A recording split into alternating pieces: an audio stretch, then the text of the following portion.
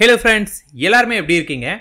இன்னைக்கு வீடியோ நம்ம பார்க்க போறது நீங்க விரும்பக்கூடிய நபரை நினைச்சுக்கிட்டு இந்த ஒரு பொருளை நெருப்புல எரிஞ்சு முடியறதுக்குள்ளாரையே நீங்க நினைச்ச நபர் உங்களை ஏதாவது ஒரு வகையில தொடர்பு கொள்ளுவாங்க. இந்த வீடியோ வந்து பாத்தீங்கன்னா நான் சொல்றத ப்ராப்பரா புரிஞ்சுக்கோங்க. பிகாஸ் ஒரு விஷயத்த செய்யறீங்கன்னா அது ஏன் எப்படி நடக்குது அப்படிங்கறத தெரிஞ்சு பண்ணும்போது இன்னும் பவர்ஃபுல்லா பண்ணுவீங்க. அதுக்காக பொதுவா வந்து பாத்தீங்கன்னா லா ஆஃப் அட்ராக்ஷன் எப்படி வேலை செய்யும் அப்படின்னு கேட்டீங்கன்னா, நம்ம ஒரு விஷயம் வேணும் அப்படின்னு நினைக்கிறேன்னா அந்த விஷயம் நமக்கு நம்மளோட ஆழ் மனதுல இப்ப அட் பிரசன்ட் இருக்கு அப்படிங்கிற மாதிரி பதிஞ்சா மட்டும் போதுமானது. ஒன்ஸ் உங்க ஆழ் மனதில் அந்த விஷயம் பதிஞ்சிருச்சுன்னா அந்த விஷயம் பிரபஞ்சத்தோட கலக்க ஆரம்பித்து அந்த விஷயம் நடக்கிறதுக்கு என்னென்ன வேஸ்லாம் இருக்குதோ அது எல்லாவேயுமே உங்களுக்கு காட்ட ஆரம்பிக்கும். ஸோ அந்த காட்டக்கூடிய வழிகளை நீங்க ப்ராப்பரா யூட்டிலைஸ் பண்ணீங்க அப்படின்னா நீங்க ஆசைப்பட்டது நடக்கும். அவ்வளவுதான். இப்போ நீங்க ஃபார் எக்ஸாம்பிள் ஒரு குறிப்பிட்ட நபரை உங்க வாழ்க்கையில கொண்டு வரணும்னு நினைக்கிறீங்க. ஸோ கொண்டு வரணும்னு நினைக்கிறதுக்கு பதிலாக நீங்க வந்து ஆல்ரெடி அவங்க உங்க லைஃப்ல இருக்கிறாங்க அப்படின்னு உங்களோட ஆழ் மனதில் நீங்க பதிவு வச்சா மட்டும் போதுமானதா இருக்குமே. அதை என்ன பண்ணும், பிரபஞ்சத்தோட கலந்து அந்த பர்டிகுலர் பர்சன் உங்க லைஃப்ல வர்றதுக்கு என்னென்னலாம் வழிகள் இருக்கு அப்படின்னு அந்த வேஸ் உங்களுக்கு காமிக்கும். அது காட்டக்கூடிய எல்லா வேயுமே நீங்க யூட்டிலைஸ் பண்ணும்போது உங்களுக்கு அந்த நபர் உங்க வாழ்க்கையில வருவாங்க. பட் இங்க நிறைய பேர் என்ன பண்ணுவாங்க, இல்ல இதை நான் ஆல்ரெடி முயற்சி பண்ணிட்டேன், திரும்பியும் இதை நான் பண்ண மாட்டேன் அப்படின்னு அந்த வேயை நீங்க யூட்டிலைஸ் பண்ணாம விட்டுட்டீங்க அப்படின்னா உங்களுடைய ஆசை நிராசையா போயிடும். அப்போ உங்களுக்கு கிடைக்காம போயிடும். சோ நீங்க என்ன பண்ணணும், உங்களுக்கு கிடைக்கக்கூடிய எல்லா ஆப்பர்ச்சுனிட்டியுமே நீங்க யூட்டிலைஸ் பண்ணணும். நீங்க நல்லா யோசிச்சு பாத்தீங்க அப்படின்னா, நீங்க இது வரைக்குமே ஒரு ஈர்ப்பு விதி மெத்தட் நீங்க பயன்படுத்திருக்கீங்கன்னா முதல்ல உங்களுக்கு வேஸ்டா கிடைக்குமே, என்ன பண்ணா நீங்க ஆசைப்பட்டது நடக்கும்ட்டு. ஆனா உங்களுக்கு ஸ்டெப் பை ஸ்டெப்பா தான் அது காட்டும். எடுத்தோனே வந்து வராது, கொஞ்சம் ஸ்டெப் பை ஸ்டெப்பா காட்டும். நிறைய பேர் இந்த ஸ்டெப் பை ஸ்டெப்பா காட்டுறத பார்த்தே இது எனக்கு ஒத்து வராது, இது எனக்கு வேண்டாம் அப்படின்னு அதை ஒமிட் பண்ணிட்டு போயிடுவாங்க. ஸோ நீங்க அந்த மாதிரி பண்ணீங்கன்னா நீங்க நினைச்சதை அடைஞ்சிருக்கவே மாட்டீங்க. இல்ல இதையும் பண்ணி பார்க்கலாம் அப்படின்னு எல்லா வழிகளையும் முயற்சி பண்ணீங்க அப்படின்னா நீங்க நினைச்சது நடக்கும். இவ்வளவுதான். செகண்ட், இது வந்து ஒரு இன்ஸ்டன்ட் மெத்தட் சார்ந்ததா இருக்கும். இன்ஸ்டன்ட் மெத்தட் பர்மனன்ட் மெத்தட்னா என்ன நான் பல வீடியோல சொல்லிட்டு இருந்தாலும் ஒரு சின்ன இன்ட்ரோ மட்டும் கொடுக்குறேன். இன்ஸ்டன்ட் மெத்தடுங்கிறது நீங்க ஆசைப்பட்ட விஷயம் ரொம்ப வேகமா உங்களுக்கு கிடைக்கக்கூடியதா இருக்கும். அப்ப அந்த விஷயம் எப்படிப்பட்டதா இருக்குன்னா கொஞ்சம் சின்ன விஷயமா உங்களுக்கு இருக்கணுமே. பர்மனன்ட்ங்கிறது கிடைக்கிறதுக்கு லேட் ஆகும், பட் உங்களை விட்டு அது எப்பயுமே போகாது, லைஃப் லாங் உங்க கூட இருக்குமே. ஸோ மோஸ்ட்லி லவ் ரிலேஷன்ஷிப்புக்குலாம் நான் வந்து இன்ஸ்டன்ட் மெத்தட் பயன்படுத்தாதீங்க அப்படின்னு சொல்லுவேன். ஏன்னா இன்ஸ்டன்ட் மெத்தடுக்கு எவ்வளவு வேகமா நடக்குதோ அந்த அளவுக்கு ப்ராப்ளமும் கிரியேட் பண்ணும். பர்மனன்ட் மெத்தடுங்கிறது அப்படின்னா ஸ்லோவா தான் உங்களுக்கு நடக்கும், பட் லைஃப் லாங் உங்க கூட இருக்கும். இப்போ நீங்க வந்து பாத்தீங்கன்னா ஆல்ரெடி நான் நிறைய இன்ஸ்டன்ட் மெத்தட் பண்ணேன். இப்போ என் கூட ஒருத்தவங்க சண்டை போட்டாங்க, என் கூட பேசாம போயிட்டாங்க. நான் ஒரு law of attraction method use பண்ணேன். அவங்க என்கிட்ட வந்தாங்க, பேசினாங்க, அகைன் என்னை விட்டு போயிட்டாங்க. திருப்பி நான் பயன்படுத்தினேன், என்கிட்ட வந்தாங்க, பேசினாங்க, அகைன் போயிட்டாங்க. நான் திரும்ப பயன்படுத்தி எனக்கு ஒர்க் அவுட் ஆகல அப்படின்னா இங்க என்ன நடந்திருக்கும் அப்படின்னு கேட்டீங்கன்னா, ஃபர்ஸ்ட் வந்து பாத்தீங்கன்னா உங்க கூட சண்டை போட்டு போயிருப்பாங்க, நீங்க ஒரு தப்பு பண்ணிருப்பீங்க, அவங்க உங்களோட சண்டை போட்டு போயிருப்பாங்க. நீங்க அப்ப மெத்தட் பண்ணுவீங்க, திரும்ப அந்த மெத்தட் தான் உங்களை அட்ராக்ட் பண்ணும், வருவாங்க. வந்து உங்ககிட்ட பார்க்கும்போது நீங்க உங்களை சேஞ்சஸ் பண்ணாமல் என்ன உங்க மேல தவறுன்னு சொல்லிட்டு போனாங்களோ நீங்க அப்படியே இருக்கிறீங்கன்னா அவங்க திரும்பியும் சண்டை போட்டு போவாங்க. அகைன் நீங்க மெத்தட் பண்றீங்க, அகைன் வராங்க. இந்த தடவை நீங்க உங்களை மாத்தல அப்படின்னா அவங்க என்ன நினைப்பாங்க, நீ திருந்த மாட்ட அப்படின்னு உங்களை விட்டு போவாங்க. சோ ஒரு நபர் உங்க வாழ்க்கையில உங்களை விட்டு போயிருக்காங்க அப்படின்னா நீங்க என்ன தெரிஞ்சுக்கணும், அந்த நபர் இனிமேல் உங்க கூட வரணும் அப்படின்னா ஏன் உங்களை விட்டு போனாங்க அப்படிங்கிற காரணத்தை தெரிஞ்சுக்கிட்டு அந்த காரணத்தை சரி பண்ணணும். உங்க மேல ஒரு தவறு சொல்லிட்டு போயிருக்காங்களா, அந்த தவறை நீங்க சரி பண்ணணும். சில பேருக்கு இங்கதான் ஒரு கேள்வி வரும்,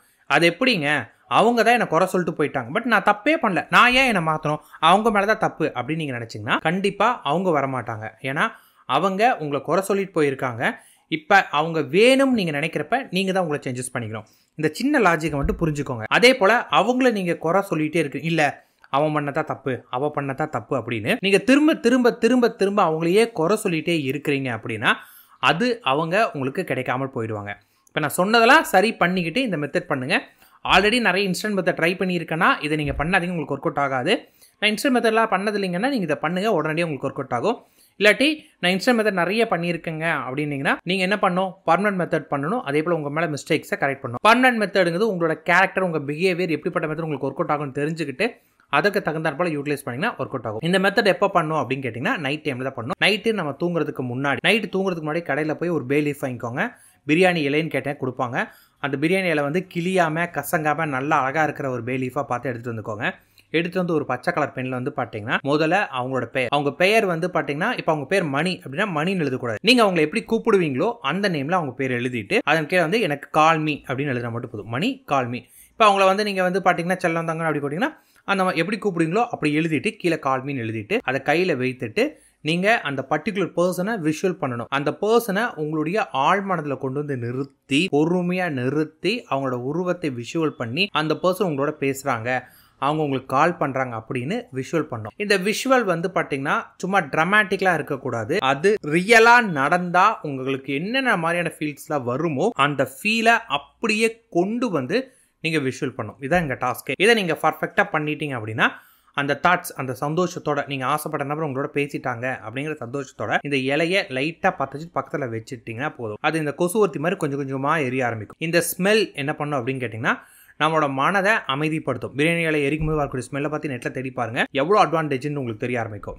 இது அப்படியே நீங்கள் வந்து ஸ்மெல்லை வந்து பார்த்தீங்கன்னா அப்படியே மெதுவாக அதை அப்படியே இன்ஹேல் பண்ணி அந்த ஸ்மெல்லை வந்து அப்படியே ஃபுல்லாக பொறுமையாக அதை அப்படியே உள்வாங்கும் போது உங்கள் மனம் வந்து பார்த்தீங்கன்னா நல்ல ஒரு அமைதியான ஒரு நிலைக்கு வரும். அதன் பிறகு அப்படியே பெட்டில் படுத்துட்டு கண்களை மூடிக்கிட்டு திருப்பியும் அந்த பர்சனை நீங்கள் நினச்சிக்கிட்டு, நீங்கள் ஆல்ரெடி அதை எரிக்கிறதுக்கு முன்னாடி எப்படி நினச்சிருப்பீங்களோ அதை அப்படியே இமேஜினேஷன் பண்ணுங்க. திருப்பியும் மைண்டில் அகெயின் அதே ஃபீலோட ஓட விடுங்க. இந்த தடவை உங்களோட ஃபீல் வந்து எக்ஸ்ட்ரீமாக இருக்கணும். ஏன்னா ஆல்ரெடி உங்கள் மனம் வந்து ஒரு நிலையாகக்கூடிய நிலை ஆல்ஃபா ஸ்டேட்டுக்கு இது எரிக்கிறப்ப உங்களுக்கு வர ஆரம்பிக்கும். இந்த ஸ்டேட்டில் நீங்கள் இப்படி நினச்சிட்டே இருக்க அந்த புகையோட ஸ்மெல் உங்க கூட கலக்க என்ன ஆகும்னு கேட்டிங்கன்னா மன ஒரு நிலை அடைய ஆரம்பிக்கும். இந்த டைம்ல நீங்க விஷுவல் பண்ண அப்படியே அதை ரியலிஸ்டிக்கா நீங்க பண்ண அது உங்களோட ஆழ் மனதில் அப்படியே பதிய ஆரம்பிக்கும். ஒன்ஸ் அது பதிஞ்சிருச்சுனாவே உங்களுக்கு ஃபுல்ஃபில் ஆன ஒரு ஃபீல் கிடைக்கும். அதன் பிறகு அப்படியே படுத்துட்டு நீங்க அப்படியே கண்ணை மூடிக்கிட்டு அதைவே நினைச்சிட்டே தூங்கிருங்க. இன்கேஸ் உங்களுக்கு தூக்கம் வராட்டியும் அந்த தாட்ஸோட இருங்க. நீங்க காலையில எந்திரிக்கும் போது இல்ல அந்த நாள்லயே உங்களுக்கு வந்து படி ரிசல்ட் கிடைக்கும். நிறைய பேருக்கு அது எரிஞ்சு முடியறதுக்குள்ளாரே ரிசல்ட் கிடைக்கும். அதாவது நீங்க கேட்கக்கூடிய பர்சன்,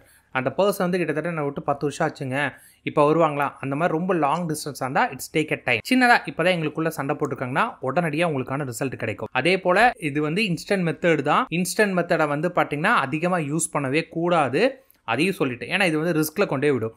ஒன்ஸ் ட்ரை பண்ணுங்க, அந்த சந்தோஷம் கிடைச்சிருச்சா அதன் பிறகு உங்களோட தவறுகளை சரி பண்ணிக்கோங்க. அவங்க உங்களுக்கு வேணும்னு நினைக்கிறீங்கன்னா உங்களோட மிஸ்டேக்ஸ் என்னென்ன நீங்கள் பண்ணியிருக்கீங்க, எப்படி இருந்தால் அவங்களுக்கு பிடிக்கும், ஏன்னா உங்களுக்கு அவங்க தேவைப்படுறாங்க அப்படின்னும் போது எப்படி இருந்தால் பிடிக்குமோ அப்படி உங்களை எல்லா வகையிலுமே சேஞ்ச் பண்ணிட்டு அவங்களுக்கு தகுந்தாற் போல மாறுங்க. உங்களுடைய தவறை முதல்ல அனலைஸ் பண்ணுங்க. 95% பீப்புள்ஸ்க்கு வந்து பார்த்தீங்கன்னா அவங்க என்ன தப்பு பண்ணுறாங்க அப்படிங்கிறது தெரிய மாட்டேங்குது. இன்கேஸ் உங்களுக்குமே வந்து பார்த்தீங்கன்னா உங்களோட தவறு முழுசாக எனக்கு தெரியலைங்க, என்னை பொறுத்தவரைக்கும் நான் தப்பே பண்ணலை, அவங்க மேலே தான் தப்பு அப்படின்னு நீங்கள் முழுக்க அவங்களே ப்ளேம் பண்ணீங்க அப்படின்னா தயவு செஞ்சு நீங்கள் என்ன பண்ணுறீங்க கேட்டிங்கன்னா உங்கள் ஃப்ரெண்ட்ஸ் யாருக்கிட்டையும் கேட்காதீங்க. ஏன்னா உங்கள் ஃப்ரெண்ட்ஸ் உங்களுக்கு ஃபேவராக தான் பேசுவாங்க, நீங்கள் பண்ணுறதெல்லாம் சரின்னு தான் சொல்லுவாங்களே. நீங்கள் வேணால் கேட்டு பாருங்க, நீங்கள் ஒரு பொண்ணாக இருந்தீங்கன்னா அந்த பையனை பற்றி தப்பாக சொல்லுவாங்க. அந்த பையன் அவன் சரியில்லை, அவன் ஒரு சைக்கோ, அவன் அப்படி இப்படி உன்னை ரொம்ப கட்டுப்படுத்துகிறா, அது இதுன்னு சொல்லிகிட்டே இருப்பாங்க. ஆனால் அத்தனை சொன்னாலுமே உங்களால் அவங்களை விடவும் முடியாது, ஆனால் இதை ஏற்றுக்கவும் முடியாதுங்கிற ஒரு கண்டிஷனில் இருப்பீங்க. அப்போ தேர்ட் பர்சன் ஒருத்தவங்கிட்ட கேட்டு பாருங்க, அவங்க உண்மையை சொல்லுவாங்க. அல்லது நீங்கள் வந்து பார்த்தீங்கன்னா ஒரு நல்ல ஒரு ப்ரொஃபஷனல் ட்ரைனர் கிட்ட போய் அல்லது ஒரு சைக்காலஜி டாக்டர் கிட்ட போய் நீங்கள் பேசுனீங்கன்னா என்ன தப்பு என்ன ஏதுன்னு கிளியராக உங்களுக்கு சொல்லிடுவாங்க. அதை புரிஞ்சுக்கிட்டு உங்கள் மேலே உள்ள தவறுகளை மாற்றிட்டீங்க அப்படின்னா அகெயின் அவங்க வரும்போது உங்களை விட்டு போக மாட்டாங்க. அது பர்மனெண்ட்டாக உங்களுக்கு மாற ஆரம்பிக்கும். பிகாஸ் அவங்களுக்கும் உங்களை பிடிச்சிருக்கு, பிடிச்சனால தான் வந்து பார்த்தீங்கன்னா அவங்க கட்டுப்படுத்துகிறாங்க. அதை புரிஞ்சுக்கிட்டிங்கன்னா மட்டும் போதுமானதாக இருக்கும். All the best.